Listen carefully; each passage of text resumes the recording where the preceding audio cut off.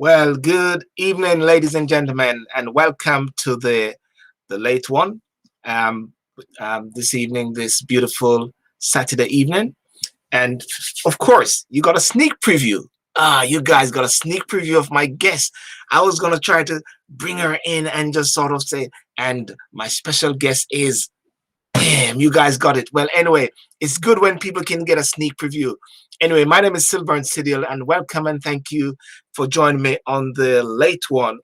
And the late one is because I could not find the late show, the late show, because everybody, all these Americans have got all these different names. So I have to say the late one because I normally do my shows in the evening from the UK time. I know in Jamaican Eastern Standard Time it is what should I say? It is now 3 p.m. But tonight I have a guest, and I'm going to go straight into it. I'm Jamaican, straight from Ocherius, and I believe that it is very important that I somehow try to build and establish my connection with Jamaica as much as possible. And I decided of recent days to look at dynamism and the dynamic nature of various Jamaicans, not just female, but just male as well. But tonight, ladies and gentlemen, tonight in the UK and in the afternoon in Jamaica and Eastern Standard Time, I've got Jody-Marie Behari. And that's why I named the show The Dynamism of Jody-Marie. I've got other persons who are lined up to come on the show. And of course, it will be the dynamism of themselves as well. Jody-Marie is the founder and owner of A Gentle Touch of Care, home health service and training institute located in Falmouth, Trelawney, Jamaica. Now, I'm a Watchman from Center, but I'm from Trelawney. I also found that she went to Westwood High School, which I also attended. People might say, really? How did you attend Westwood High School? Well, you hear my story another time. Jody-Marie was trained at the University Hospital of West Indies School of Nursing and later advanced to continuing education as an intensive care nurse and in nursing management. Jody-Marie has over 15 years of experience as a registered nurse and has worked mostly in the private sector, gaining experience in the hotel industry, private hospitals, teaching at private practical nursing schools, University of West Indies, marine lab as a hyperbaric nurse, and the pharmaceutical industry as a pharmaceutical medical representative. Now, I'm looking at the bio and it is so much and very intense. So without further ado, what I'll do is just bring in Jody and she can make life much easier by just telling everybody what it is all about. Good evening, Jody. Hi, SYLBOURNE. How are you? Good. I'm fantastic. It's a lovely day in the UK. It is now just after 9, and I understand that you've got the sunshine in Jamaica, and I thank you for the sunshine which you're going to be sending through as well. Am I correct? Yes, still sunshiny here. It's beautiful weather. The best time for the beach, except that we can't go to the beach. Really? What happened? Why you guys can't go to the beach? What's going on in Jamaica? Remember, there's still curfews in place, and lately I found out that if you actually go to the beach and the police catches you at the beach, you will no longer be given a warning. You'll literally be arrested. Wow. And what? Before you used to get a warning, oh, you need to leave the beach. Now I understand that they have sent it out, published it, that if you are caught at the beach, you will be arrested. So hold on. So when you're arrested at the beach, they take you to prison or they take you on a boat and take you out on the beach? It would be nice for them to take us out on a boat. But once you're in the water though, yes, I don't think they can arrest you. If you're on the beach, they can. That's a good point because the water is what are you trying to say? The water is not a part of Jamaica? That don't make sense. Yeah. And no, the water is a part of Jamaica, but if you're in the water, can they arrest you in the water or on the land? Okay. The law speaks to the land, right? Okay, I see where you're coming from. Okay. Well, if I can get on the plane to Jamaica, or maybe swim across there, if Boris Johnson can allow us to leave the UK, because we're leaving out of the lockdown now, and we are sort of breaking out, and sort of people are going back to the pubs. Traffic jam is out there as well, and it is great. But ladies and gentlemen, I must say, and I must apologize also because there's a big problem with Facebook. I don't know what is happening with Facebook. Facebook has gone down in a way with some live things, so that is why this is not being live on Facebook, only on YouTube. So if you can do, share the video as well. And normally, of course, this video will be there and people can always watch it again. So I'm grateful for persons who are tuning in. And the link which we had already, that link don't work because of it was linked with Facebook for the schedule. But hey, as Jody said, just go with the program and go with the flow. Don't worry about that. Am I correct? Yes. Yeah, there are always going to be glitches and problems. We just have to adjust ourselves. Yes. So listen, I why did I want you on the show? Why did I want you on the show, Jody? I'm putting that to you. It's a bit strange by asking that, but you know, you have been on Talking Sip, my show on Saturday nights, and we talk about some of the issues in the world, and we talk about solutions because we say we don't want to skirt around just talking about the problems.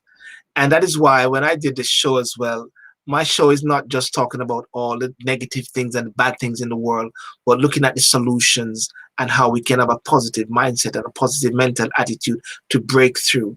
And that's one of the reasons why I said, let me have you on. But you tell me why. Why did I want you? Tell me why I want you on the show. I think, you thought I had a very good view on just looking at what the solutions are to a lot of the issues that we spoke on. Even though I am of a certain profession, the healthcare profession, I think that there is a lot that is what you call dynamic about me, about the way I think about the solutions. So I think that's good enough reason. We Yes. have a lot of problems and we need solutions. I like to fix problems. That's what I do. I fix problems. Yeah. So okay. So I sort of gave a sort of overview as to what you do in Jamaica. Can you sort of maybe break it down more and put the flesh, as I'm a lawyer, they say, put the flesh on the dry bone of the law.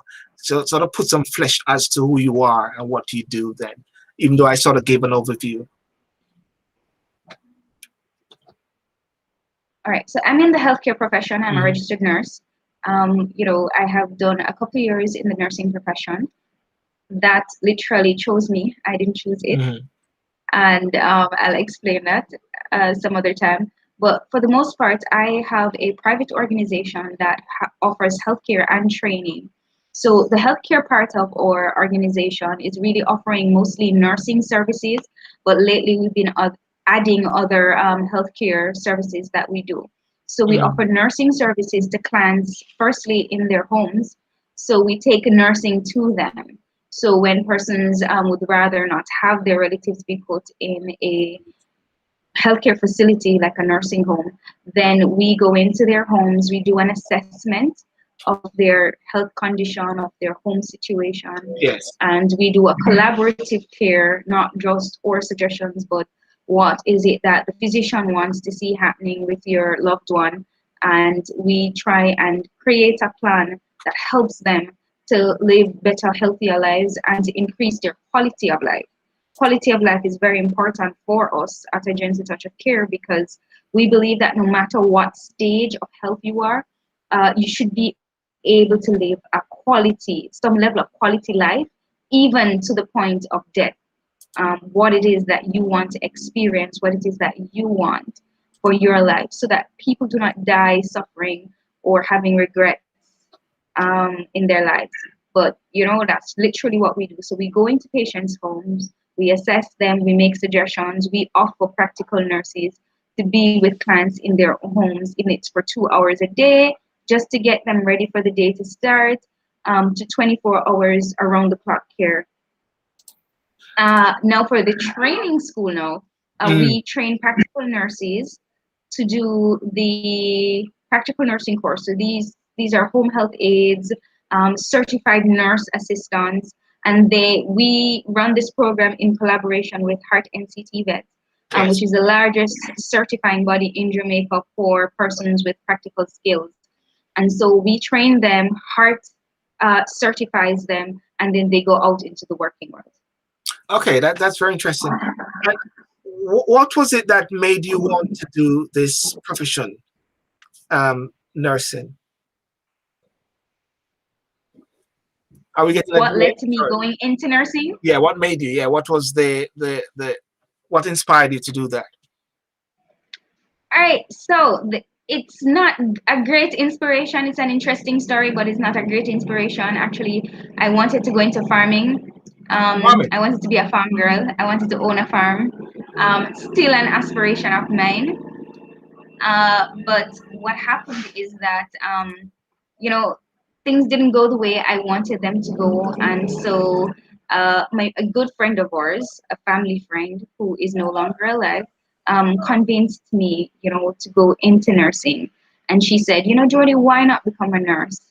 And what I did at that point in time was to look at all the nursing schools in Jamaica. I applied to all of them, and I decided that the first one that accepted me, I would go. Is that is No, that I realized is that why you're on a tractor? Is that why you're on a tractor there?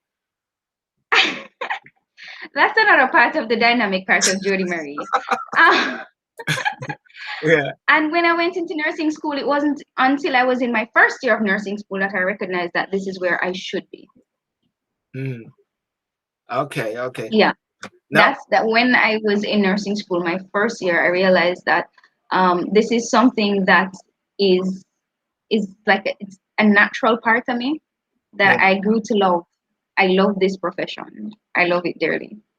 Trelawney. Okay, you're from Trelawney, and I found out that you went to Westwood High School, which is why I mentioned that I went to Westwood High School because my two sisters went to Westwood High School.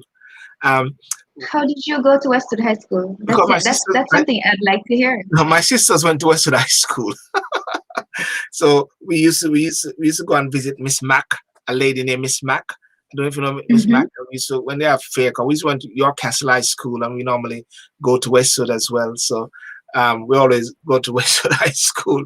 So my sisters and affinity with Westwood High School is something which is so much apart. And the funny thing about it is that there's a lady named Yolanda Bramwell who I'm planning to interview because she now started this podcast. I'll tell people about it at the end. And then there's also Marlene Sherwood, who actually wrote a book called The Lies I Told. And, Lies I Tell. So planning to interview. So there's a Westwood thing there, but what was it about Trelawney or Westwood High School that sort of made you as who you are? Westwood was an interesting journey. I'll tell you the story because I told it like a few days ago. Interestingly, Westwood and it was towards the last part of Westwood that this happened, where I was more of an introvert, right? I never spoke up a lot. I wasn't very talkative, despite what people think now. But I was a very reserved person. And even though I was placed in a number of leadership roles at Westwood from my very first year, every year at Westwood, I had a leadership role from Mm. first form all the way up to fifth form. I always had a leadership role, from student council to being a monitor to being a prefect. And it wasn't until I did my interview I was among the persons who were to be selected to be head girl for Westwood. And the vice principal then said to me and the principal that if I would only speak up more, and that lesson taught me that I needed to be more bold, I needed to be more confident. And so when I went to university, things changed because I discovered me in a way that I never discovered myself before. So it pushed me towards being more bold, to be more confident, to speak up more for me and what I believed in and what I did. Was it Miss So Pigott or Westwood Miss kind of Whiteman? groomed me that. Was it Miss What Pigott was or that? Miss Pigott or Miss Whiteman? No, it was Miss Spigot and Miss Logan. Okay, see, I know what I'm talking about. Yeah, man, your roots deep. Okay, okay. No, that's great. That's great. Now, one of It the has things, taught me to be a more grounded and confident person. yes, yes. One of the things, though, what I find is that in different professions, because like you're a nurse now. My sister's a nurse as well, and she now is actually not practicing nurse, but I think she goes and I think it's Karen Med or so. Do you believe that nursing sort of set the stage for other things, and that's why we use the dynamic factor? All right. My nursing friends will agree with me on this one. All my nursing counterparts, that nursing is a very dynamic profession, and it's underrated and it's undervalued. And last year we celebrated the Year of the Nurse.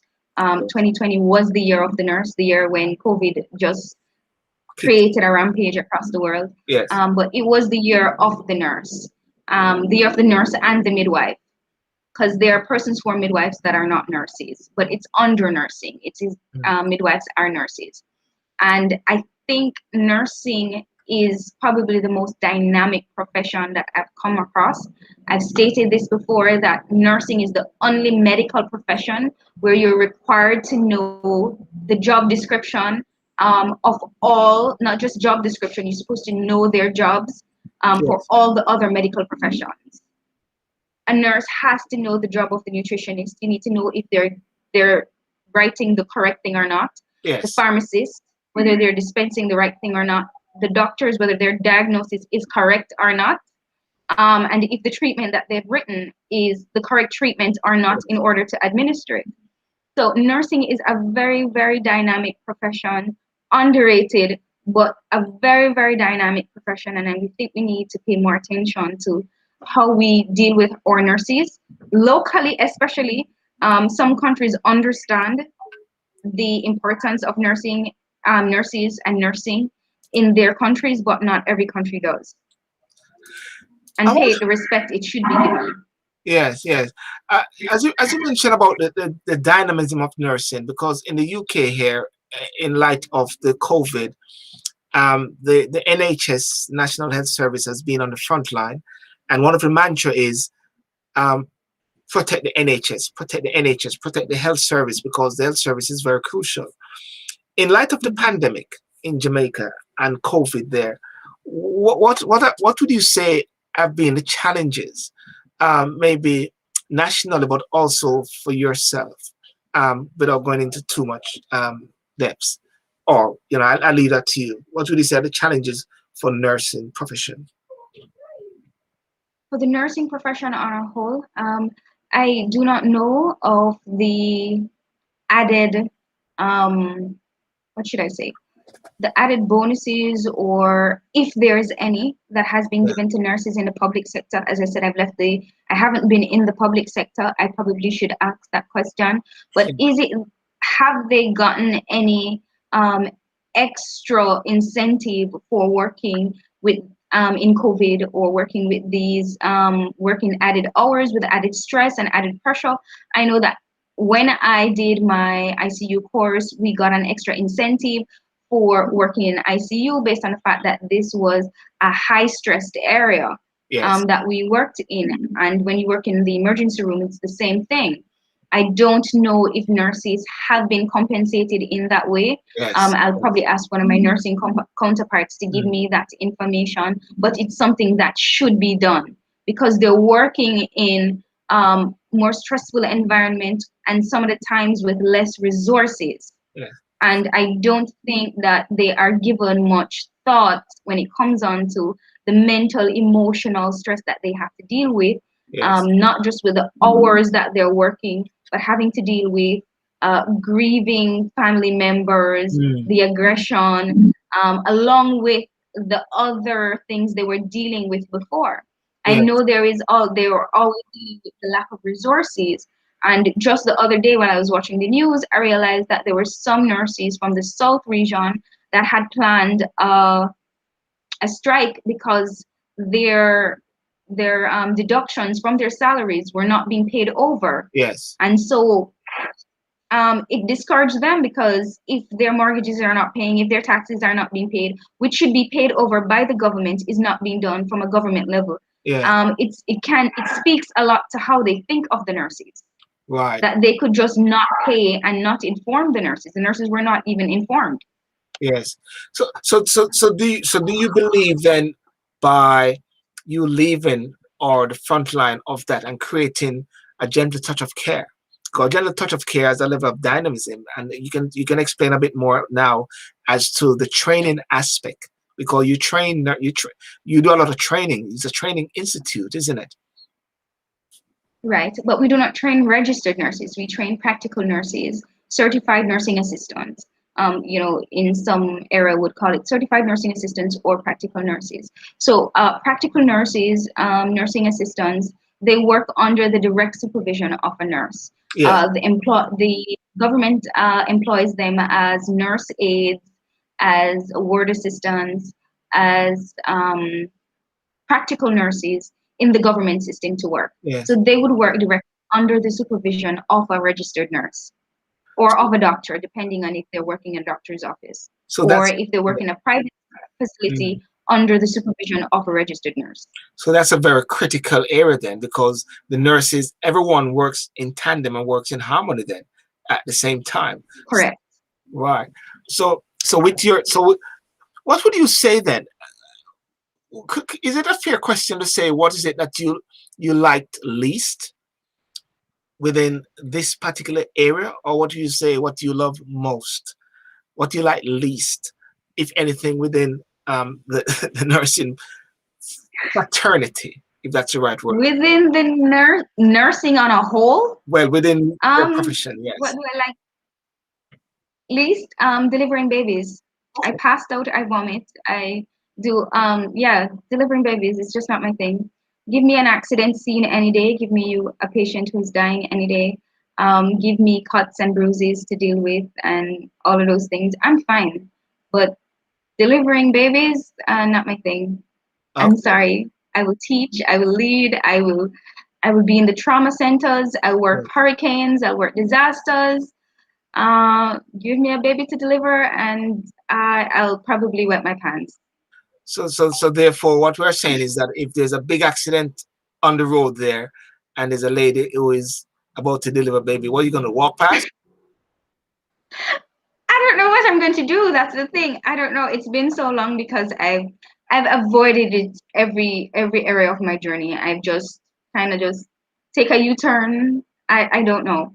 If it's in an emergency situation, I'm sure I will find a way to overcome my fears.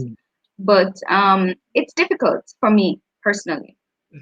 Do you know, I do a lot of walking. As you know, I do this lots of walking in the park, and I walk in the morning and I walk in the evening. And these last couple of days, I've been watching these squirrels. And anybody who follows my, ladies and gentlemen, do follow my walk and talk motivational moments every day in the morning, and you can get some more inspiration. I'm doing a plug-in. I'm doing a free plug there. I'm Jody. And I see that. I was watching the squirrels the other day, and I was watching the birds. I was listening to the parakeet, and I was listening to the woodpecker. And it's so busy. It is so busy in the park in the morning. It is so busy. They're like superstars. And then I said to myself, if they're like superstars, then what are we? Aren't we superstars as well? Aren't we superheroes? That's a concept. Aren't you a superhero? Isn't that what we are? I think to some extent some of us are superheroes. Yes. I want to say everybody's a superhero in their own right. Yes. But there's superheroes. You know what I mean? Yes. There's some people who tend to, go a little bit above. But yeah, I think if each of us has a role here on this earth to play, and for me personally, I think my purpose here on this earth is something that I cannot cap. It's not something that I should control. That's my thought. I don't think I should have control over that. I don't have control over it. And that's why I like to say I'm one of them that I will tap myself out. I will do everything I can, the best way I know I can, to help lives, to impact lives, to make a difference in this world where I can, to impact a positive change on the world. And I think that I would have lived my superhero me. So therefore, then this brings in this question now. Then what is it that motivates you then? Are you, listen to this, are you motivated from within, or you're motivated from external factors that gives you that extra drive? Or what is that key factor? This is not a motivational show.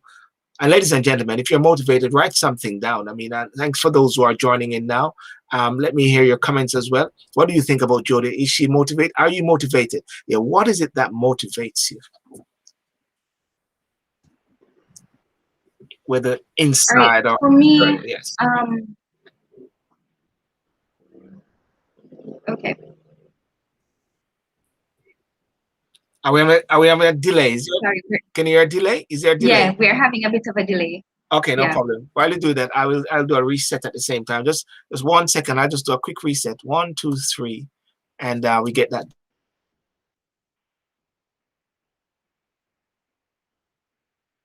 Is that better?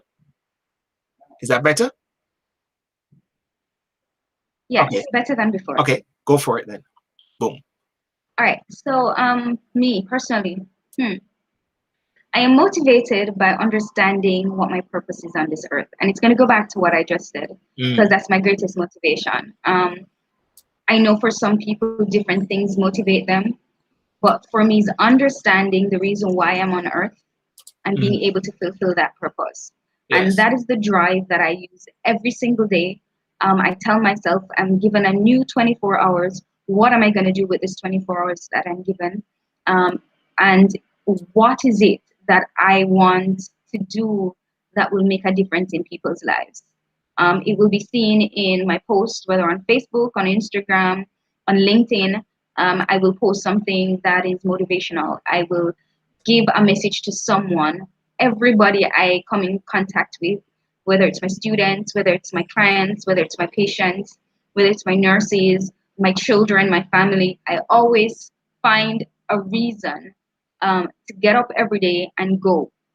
So no matter what's happening on the outside, I'm always going to get up and go unless I'm sick or there's something wrong where I can't move or I can't help. And even in that time of not being well, I still push forward and do something. And so are there like any sort of individual or persons would you classify as a massive influence in your life? A key Massive influence. And you always have to be careful with this one now because they could be watching and say, yeah, I'm thinking a massive influence that has imprinted on me in a way that has said, okay, yeah, this is the reason why I'm doing this. Yeah. This is all right. So one of my greatest cheerleader, I must say, is my mother. Yes. My mother is my greatest cheerleader in everything. You're playing safe. You're playing safe right there. You're playing safe. Yeah, I'm playing safe. I am. But no, the truth of it is, no, my mother has been my biggest motivator, my biggest influence because, even when she tells me the truth, it's the truth that helps me. But if I was to say there is any one person that has overall influenced me to go a certain path or do a certain thing, I'd be lying, really, because there is a lot of people who have been in my life who have played an important role and that I look up to. Not that there's any one influence. If there's any one influence, it's going to be me. Is that good to say? Well, listen, I believe very strongly as much as possible. And I always say this, you have to be able to reach to a point where you're motivated from within. Something is inside of you. And I call it the, when you bridge that God gap there, that is where you know that you know what you know. Because I believe that once a person know who they are, they become unstoppable. And that's why sometimes when I walk in the park and I say to people sometimes, don't walk with crowds or with friends. Walk alone. Getting to that point where you confront yourself, just like when you look in the mirror. Because when you walk with crowd, you're not getting into the park. You're not getting into the moment of enjoying and knowing yourself. And what COVID has done, it has challenged people a lot to find out who they are, because they have to be having a lot of confrontation. So rightly what you said there, one has got to be having that key motivating factor, and you must be your greatest champion or cheerleader. You agree? Yeah. I totally agree. For me, I have been through a lot of things. Stillborn, my story is a book that I will write. Yes. And I think I mentioned this on a show I was before about, writing this book because I've had quite a bit of a journey. And for every journey I've been on, for every struggle, for every situation that has come up that I have had to overcome, I have discovered a different level of strength every time, to the point where I'm like, okay, you're probably the strongest person I know. Not being conceited, but understanding and seeing that I've seen people go through similar situations and not come out the way I did. Yes. So for me, I would say, my biggest motivator, my biggest influence, my biggest driving force is just my will to get up every day and know that I have purpose and be able to try and fulfill that purpose. And it's a God-given purpose. Mm. It's not my strength, it's not my own. Sometimes I get up and do things with a massive headache, with dealing with some massive life-changing issues that I never knew I could get over or deal with, and still do it with a smile on my face Mm. and nobody knows. Can I just deviate a bit because I just deviate a bit because listening to you right there, it dawned on me as to one of the key challenges at this moment in Jamaica. And it's not just Jamaica. It's not a local thing, it's not a national thing, but it's an international thing. And this is domestic violence against women. It is also pedophilia, abusing of children. And it's a challenging time. I've read about and heard about this MP in Jamaica, apparently, who everybody is saying, is it him, is it not him, or whatever like that. And what's your take on the women and the struggles and the challenges they have now? Because I looked, I'm going to put up a picture here because I was looking at a picture and I can see that a lot of who you influence is just what I'm going to show you there. Women. Am I correct? Yes? Yes, those are some of my students, Yes. my past students, Yes. actually. So therefore you influence women. Women look up to you. So what's your take and what's your thought and what do you see as a solution for some of these DV issues and for women? And again, do you feel safe when you're out there? All right. So first of all, I'm gonna share. This is very personal. Um, since I have started my school in 2017, we're just going into our fourth year.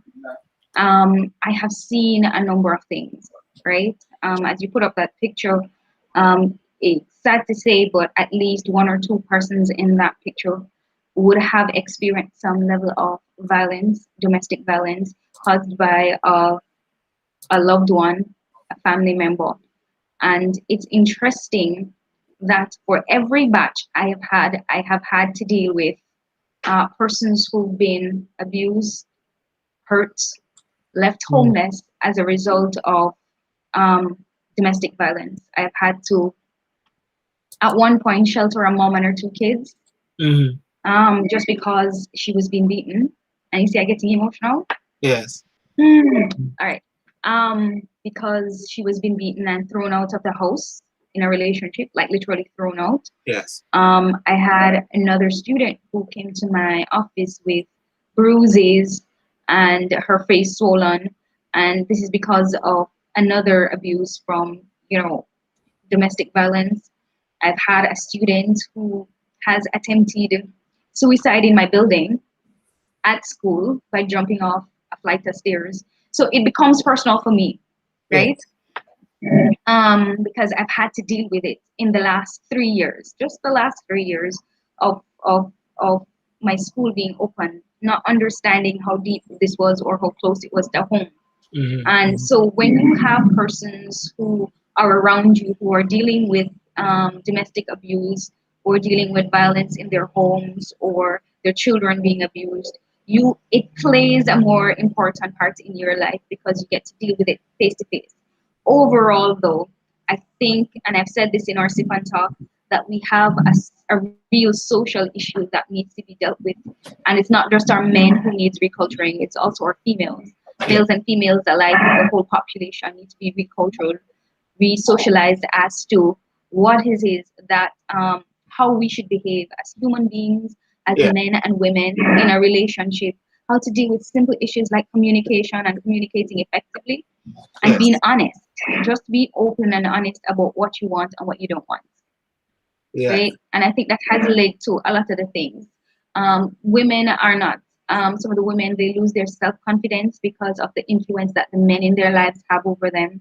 Yes. Men are, let me use this word carefully, have damaged egos because of how we as women approach them and how we deal with them. Hmm. And so it is a re-socialization on both sides as to what expectations should be. Should we have these high expectations, low expectations? Is the culture being changed because of what we've taught over the years, whether in the social environment, whether through just the culture itself changing and mixing, because the culture is not the same as it was before. And so we have to re-socialize depending on what are the changes in our environment, what's happening. When we talk about children leaving school and not knowing what they want to accomplish in life is huge. Yes. So it starts from those little grassroots things. And I said, if we don't teach the children in school, and we talked about this over and over and over again as to finding the solutions to some of these problems. Yes. And the re-socialization of our children is one. Some of the things we're teaching in school, should not be taught. I mean, it doesn't apply anymore, and probably we need to restructure our educational program where we're re-educating our youths from a young age about how we socialize, how we communicate, how we deal with issues such as conflicts, how Yeah. we problem solve, because people are not being taught these things, and because they're not being taught, whatever they see in the environment is what they will adapt to. So if they see a man beating a woman, that's their socialization. They're going to grow up thinking it's okay to beat a woman. If they see a woman beating a man, they're going to grow up with that socialization, believing that that is how it ought to be. Mm. If there is a quarrel, I must draw a knife. If there's a dispute, I must draw a gun. So it's the re-socialization that we need from the grassroots, from their children, from their young, teaching them these things in basic schools, in infant schools, in secondary schools, all the way up to university. Can I just ask a question there? In regards to DV, and I don't know if this is in Jamaica or so, but if a woman has a difficulty at home and DV, and take for instance, let's use the example of that case in Jamaica where a video was shown grainy. Nobody knows who the persons are, accordingly, but it shows a man actually clobbering a lady and punching her. Isn't it difficult for that woman to report him and then has to go back home to live with him? Where can that woman go if she wants to have some level of refuge? Because it makes no sense that she's going to make a report and go back to the same person. Their life is going to be in danger, isn't it? It's a difficult situation because while I know there might be women shelters that deal with different issues, if they are safe houses, I do not know personally. Yeah. I would love to get some information on it if it does exist. But I think we need to start going back to a community of people. We are not communities anymore of people who care for each other. Yes. If we had that, then that woman could probably go to a neighbor and feel safe. But everybody has become so selfish that we no longer have a community of people who will work together to protect each other. And so it's a very intricate situation because to go back home, or even to say, okay, let her say she's going to her mother or to her friend, what now stops that person from coming in and barging in and doing the same thing again? Yes. So So if there are safe houses, I would like to know, but it's not knowledge that I'm privy to. And if I was supposed to probably search it up, I don't know if I'd find one. yes. So therefore it is so for the solution then, especially when it comes on to even pedophilia. I mean, as I was saying to somebody the other day, and it's not for Jamaica only because it's happening here. I'm a child care lawyer, I deal with child protection cases I read, which I never mention. Many people don't know that I do that. The amount of things that I read about children being abused and removing children from parents. Um, and I do recall sometime in Jamaica growing up, whereby uh, bus drivers were with these young girls. It was only when I come to the UK I realized it was pedophilia, but it was like the norm, yeah, and therefore, And there are new things that has come up, Silver, that has it's it's more than pedophilia. It's, I don't know. It's yes, unconscionable sometimes, the things that come up. As a healthcare worker, I have seen situations where persons have come into emergency rooms, children mm, have come into emergency rooms, and it's as a result of sexual abuse, physical abuse mm, from a relative, right? And when it is from a relative, they tell you, oh, don't call the police, but you are obligated to call the police. yeah, And then if you do, there's a lot of stories behind that and so on. And then nobody then admits that this is a relative that did this. And it's both males and females now. We have to watch our boys too, as much as we watch our girls, mm, because it's on both ends. There are parents who push their children into prostitution, and it's literally prostitution, and I'm not going to mince my words about it. Once mm, they get to a certain age and they look a certain way, they are pushed out to tell them to go. No, you're old enough, and they understand the language, and they understand what it means. As children, they do understand, and so they're pushed into these situations where they don't feel like they have a choice. yes, yes, yes, And yes, when you hear a 15-year-old say, I want to have a baby, I'm like, a baby for what? It's just the culture of how they will live, and it's a cycle that continues. mm. So Jody, it's yeah, very different cultures that yeah, Jody, it's sad, but we are gonna have to find a solution. yeah, Jody, you got two children. You got boys, yes, Yes, yes. I What, have two princes. huh? I have two princes. Yes, they're the, Ah, they're there the they two are. princes. They're the two princes there. What is your message like to um the grooming, and I said grooming in a positive way of young boys at this time, because it is boys that turn into men and become abusers, isn't it? What is that mechanism that can start from now to engender that positive and that way forward? Because as the song says in La Miserable, it's a beautiful play in the UK in the West End. Everything has shut down now, but the little boy says, "Be careful how you go, cause little children grow." Right? Be careful how you go, cause little children grow. But they grow what they learn, and they become what they learn. So what is it? What is the message? What is the key thing that if somebody's listening now that you can say to them that can actually engender some positive traits in boys in a society that maybe is toxic? Love is the word I use. Mm, Do everything with love. Um, I will just discipline my sons, and they will come and they will be kissing me all over. Kids are easily forgiving, right? On a whole. But for me, I say to each his own, because everybody has their own way of disciplining their children.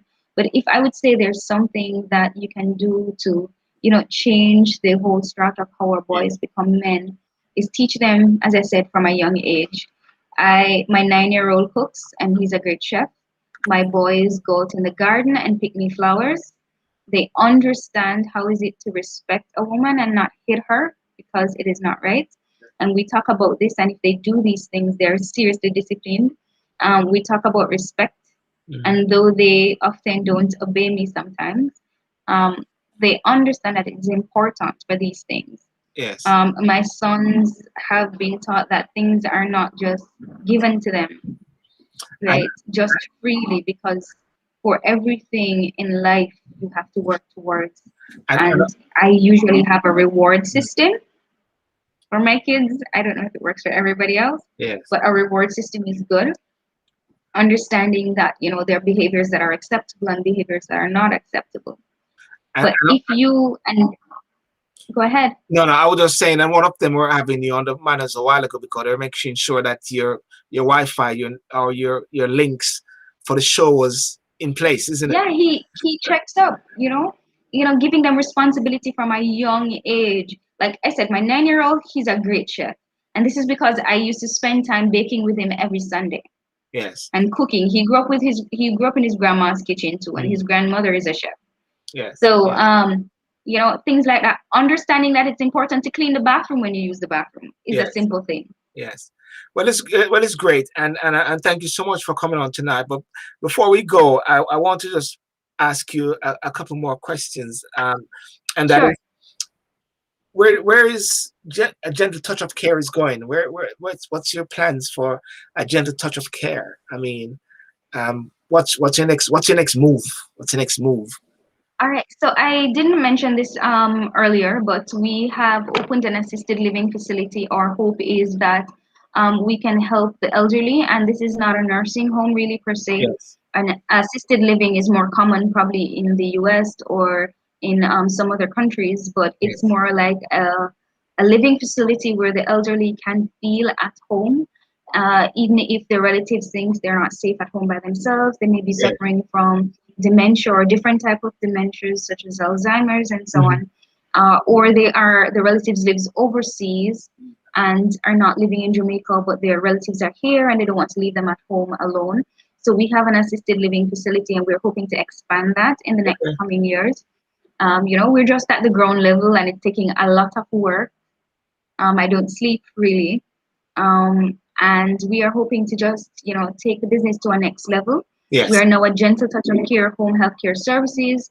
In the next couple of months, we will be the AGTC healthcare network, and that is simply because we're collaborating with some more healthcare professionals to be able to offer some of this excellent service to our clients in their homes, Mm. where it's due to COVID that we've learned to, and this is a word that comes around a lot, to learn to pivot, Mm. be able to collaborate the needs of our clients and be able to offer them the services that they need. So in the next 5 years or so, I see us keep Yeah. growing. I had a friend from another Caribbean country ask me if I'm willing to franchise because they think this is something that's needed in their country too. Mm. So I don't know. I leave it to the Father above to Well, tell us where we go well, and well, to lead me in the right direction. I want to say that you sort of light up when you were speaking about gentle touch of care. That's why I put you on blast there, so you could just go for it. And It ladies is and my passion. And gentlemen, for the nursing program, we're now online. So most of our course is offered online until we get to the practical nursing aspect of it, where they have to come in to learn the hands-on practical. yes, I want to just come in here for somebody from Instagram. Oh, okay. I did say to people that you're going to come on to Instagram after, even for 20 minutes or 30 minutes. I don't know if you got the facility to do that, if you can do that. But one person said, in regards to the children, but teach them respect for all, and providing them with Yes. feedback, teaching them responsibility to be charitable, kindness, Mhm. integrity. That's Karine on Instagram. There, she has been on Talk and Sip as well. She follows you as well. You got some fan base, I must say. There, you know. Um, Yes, all of those are important. All of those, and respect is a huge thing because yes, it's not just for other people, but respect for themselves and respect of how they deal with situations. yes, and finally, I always ask this when I'm on the red chair, or what is your the word or the quote that inspires you, that motivates you, that if somebody's listening now, and if I, okay, this is what I'm gonna do. I'm gonna use this as a cutting point. I'm gonna cut this bit and I'm gonna post this. I'm gonna say, uh, Jody-Marie, what is it that inspires you? What is the word, the quote that inspires you? And in those moments when you're down, depressed or what, it comes and it picks you up. And what is it that you can say to others now? So this is the key thing now. And I'm going to put this out there eventually as a little clip. Go for it. Motivate the world. What is it what's your quote? What's your favorite quote? Well, I have a favorite quote, but from Jody-Marie herself. I say to be resilient. Resilience is something that speaks to who I am as a person, and I encourage persons to be resilient. But there's this quote that I've always used, and I've used this quote ever since I was 15 years old, and it helps me in times when I think that things are not going the way that I want them to go. And it is from Mariana Williamson that says, our deepest fear is not that we are inadequate, but our deepest fear is that we are powerful beyond measure. It's not our light, right? Yes. Not our darkness that most frightens us. But it's just that we have to be influenced by the power that is within us to move beyond our obstacles. Yes. And to stand to be different, stand to be bold, stand to be in your purpose. You have to know your purpose, your God-given purpose, and live in that God-given purpose. Wow. So it is the light that is within us that we have to make shine. Yes. That is very powerful, and that's just like I want to start the show all over again, because I get excited being a motivational speaker when it comes on to hearing words of purpose, hearing words of light, because we're living in this world now whereby the pandemic, the doom, the gloom, words like isolation, shielding, lockdown, isolation, these are all words that lock people into a bind, that messes them up mentally.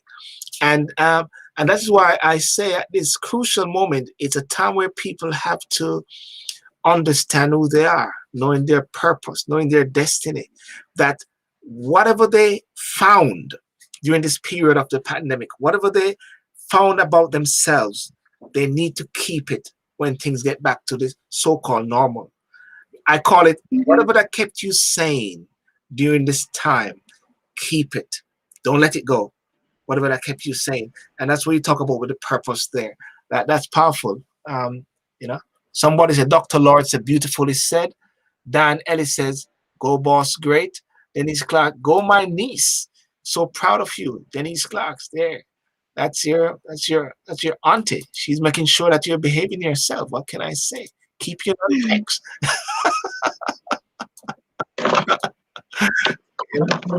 Thank you, guys. Thank you. Yeah.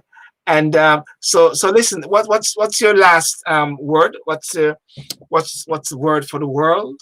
What's the word for the diaspora? What about the diaspora in the UK? What are you engaging in any? I mean, you're engaging with me, of course, but I mean, are you engaging with any of the diaspora in your, because guess what? Because people sometimes go back home, isn't it?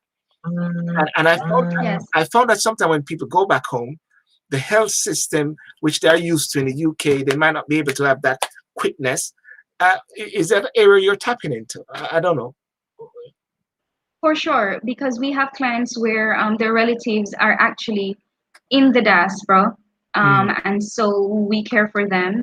We have an effective system where, we have no problems. We communicate well. We had a birthday party the other day for one of the residents at our assisted living, and we streamed live. So she had a son in Bahrain, and another one who I was trying to remember if he was in Dubai at the time. Yes. And so we had a live stream of our birthday party. Yes. And they all enjoyed and took part in it.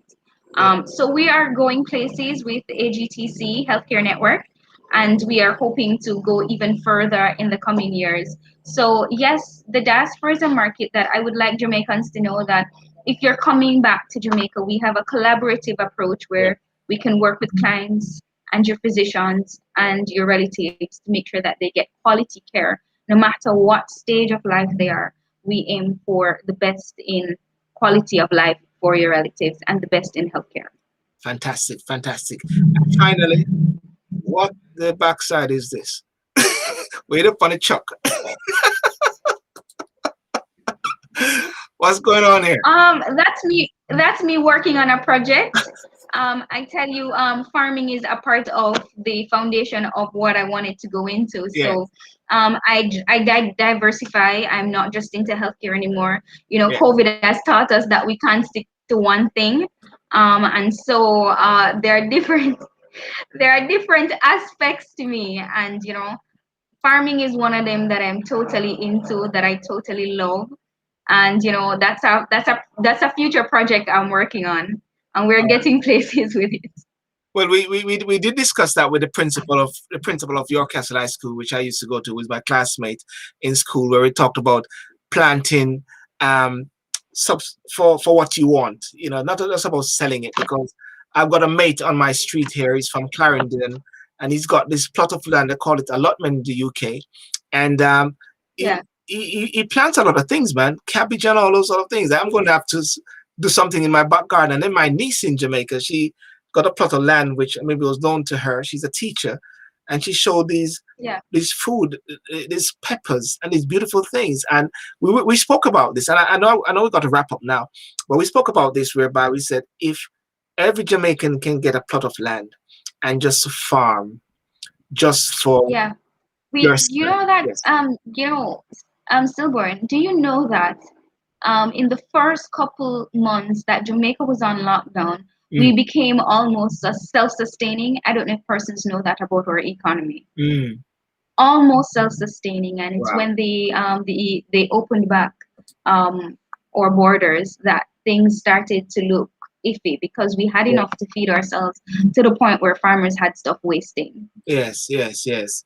Yes. Yeah. So if we all did our part and Yes. develop ways of, trying to feed our families and feed our communities, then we would do great as a country. Fantastic. Fantastic. Well, Jordan, listen, I want to thank you so much for coming on. And I know we said Thank you for having me. we're going to do 30 minutes, but I tend to have this saying where I don't go with the flow. And people, when I said don't go with the flow, they start to say, am I talking about the telephone company in Jamaica? But ladies and gentlemen, for the record, I have a quote which goes like this: don't go with the flow, or you'll be in someone else's stream. Instead, create your own rivers. And so I always say, don't go with the flow. I always believe that you don't just follow fashion. Don't follow fashion. Follow fashion, dog. Never drink good soup. That's what they got Jamaica in it. You remember them things? I never born it. You know born it when them say, No, no, no, no, no. I know exactly what you're talking about. you know. So don't go with the flow. And in this case, I'm just gonna go with this flow at this moment now, because I can see your fan base is getting crazy, and Instagram as well. If you want to go on to Instagram for 20 minutes or so, because we used to that, or we do it tomorrow night, because we always do the talk and sip. Ladies and gentlemen, there's a program which we do on Saturday night called Talk and Sip. And Jody has now been one of the regular features there. She drives the people crazy. She put Alex in his place. Talk Talk and Sip is there. It's Instagram Live, Saturday, 1st of May, 10 p.m. UK time, on the SYLBOURNE Show. And all it does is that we just make sure we just have a glass of wine or anything, and just have a drink. And we just discuss things in a more of a casual way. We can have up to 4 persons on, and we switch around. And one of the things, Jody, that we said we're going to do is to more talk about solutions, because we keep Yeah. talking about, we can regurgitate all the problems. And I realize that it's so easy to do. It's the greatest thing to do to get likes and loves, is perpetuate and keep talking about the solution, the problems. But we want to look at some hardcore solutions in all these different things. So we're going to back again tomorrow night. We're going to look at racism. We're going to look at why some black people are succeeding in America and the UK, and why some are not. Is it just racism, or are there other factors there? Just look at it from a whole scale, because some are saying racism, some are saying it's not racism. Tim Scott is saying something, Kamala Harris is saying something. But hey, let's look at it instead of trying to perpetuate a particular narrative as well. So that's that there. So ladies and gentlemen, I want to thank you so much for coming on, and thank you so much, Jody, Marie. I keep saying Jody, and sometimes, because that's typical, but your mother was smart. She just said, let me just change the game and don't go with the flow. Call her Jody-Marie. Am I correct? That what your mother did, yeah? No, actually, she named me after an actress in her time, Jody-Marie. Okay, okay, Jody-Marie. Okay, cool. So I want to thank you so much for that. And ladies and gentlemen, please support Gentle Touch of Care Home. Follow Jody and the work she's doing. And want to really big up Jamaica as much as possible. And I look forward to other series on this one. The dynamism of Jody-Marie, the dynamism of different persons. and I'm looking forward to have Yolanda Bramwell coming on at some point. She has this new podcast. I don't know if I sent it to you, Jody, but it talks about Oh Brownstown. yeah, I did. Yes, and what is it called again? What let me test you. I'm just gonna give it a plug here. Brownstone something. Brownstown, yeah, Brownstown Hold on. something there. Yes, where did she send it to me? Yeah. Energy by And her Brownstone. first podcast was really great. Yeah, Energy by Brownstone by Taxi Tales podcast on Anchor. So that is great. And also Marlene Sherwood. We're planning to do an interview about the lies that I told. She's also from Westwood. And I know Tanya Cameron from Shades of Africa. She's a designer. Because a lot of persons are there. They're on the background. They're doing some fantastic stuff. But my job is to bring it out and to display to the world the splendor of God's beauty. All right. So thank you so much, Nadia. Can I just ask, Jody, you don't want to go on to Instagram, do you? I will do that tomorrow. It's up to you. You don't want to go on to Instagram? Oh, we do what? Over there. Another 20 minutes? That's fine with me. Okay, so I'll see you over there then. Okay. So thank you so much for that. And all right then. Thanks for having me. Pleasure is mine. Have a good night. I see you on Instagram there. Got Karina, a few persons there. Just a local recap there, because I always say on the flyer I said join us on the Instagram for the after party. All right. All right. See you there. Thank you. Have a great evening. Bye bye. Bye. Okay, ladies and gentlemen, I want to thank you so much for coming on tonight, and thank you for joining the show. We went a bit over the time, but as you can recognize that it was a very informative discussion, and I believe as much as possible to let it flow and let it go with the flow. I would appreciate if you like and subscribe to the SYLBOURNE Show, and I do apologize for the fact that it wasn't on Facebook. Because there's been a glitch on the program. That's something that with Facebook whereby they weren't doing it. And as well, the link which we had for the YouTube, we had to also change that link because it was scheduled and linked with Facebook as well. Of course, it is technology, but we had to move very quick and share the link again. But I'm grateful and fortunate that you were able to see it. And those who can watch it on the replay, you can as well. And thank you for everyone who's coming on. Sophia Palmer, Janet Francis, Denise Clark, and all of the persons, those on Instagram as well. Thank you so much for coming on. Remember to like and subscribe to the SYLBOURNE Show. Follow me on Instagram, WhatsApp, Facebook, and Instagram as well. And tomorrow night, make sure you tune in to Talk and Sip and join me for the rest of the evening. Okay? Have a good night. God bless you.